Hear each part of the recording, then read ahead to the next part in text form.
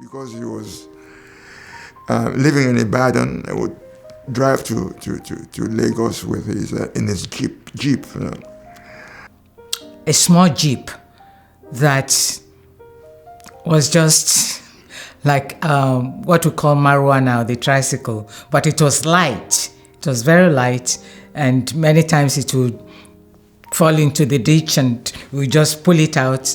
And I remember him going up and down in that jeep, controlling us students who were on the streets protesting.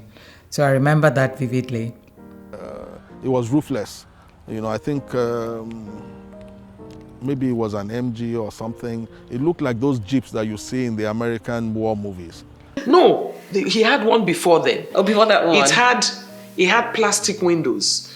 Okay? Yeah. You put it up. You pull it up. Similar to the one in Ife. They had one in Ibadan. One before. Yes. It wasn't the one in Ibadan that went to Ife with him. No, he had one long ago before we even came on the scene. It's not a proper car, it's like a convertible, not even a convertible, it's an open car with a canopy. It has no doors.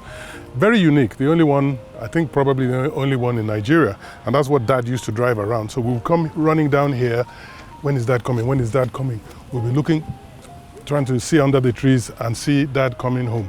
It wasn't just excitement that Dad was coming home, but we wanted to dive onto the car and then he would drive us up and around in front of the house because it had flat sides that you could just sit on and you dangle your feet over the edge and he'd drive you around as a treat. To drive us, and I remember that Jeep, that little matchbox, we used to call it matchbox, and you know, fall into the gutter and just heave it out.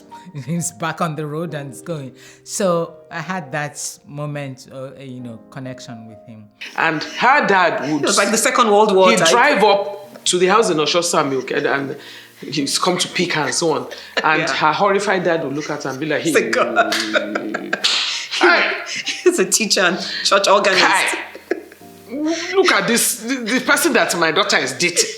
I mean, you can imagine. And so I take myself, because thinking of the car, he had a replica of it in Ife. When we were students. And we had a lot of fun with it. Yeah. You know, just little metal frame. The rest were rubber flaps, plastic flaps. Oh, completely. So he's coming. I can imagine him coming, tearing down the lane in Okeado with his hair blowing in the wind and everything. And her dad, who was church organist. Teacher, choir master, wondering what on earth. As I was almost about to pass by the house, this Mini-moke was also about to drive out of the compound. Of course, Soyinka was easy to recognize. So I stopped the car, and he looked at me and said, yes. And I said, I just wanted to show you.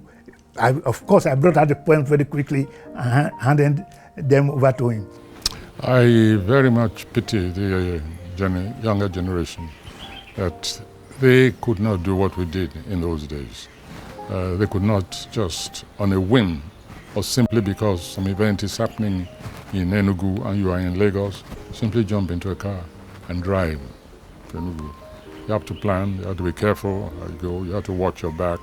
Today, in those days, we didn't even give it a thought. Night or day, it didn't matter. You just got up, and then you woke up the following day in a different environment, anywhere in the country.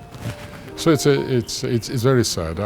It's such a deterioration of the scope of learning, of adventure, of curiosity. It's a great pity.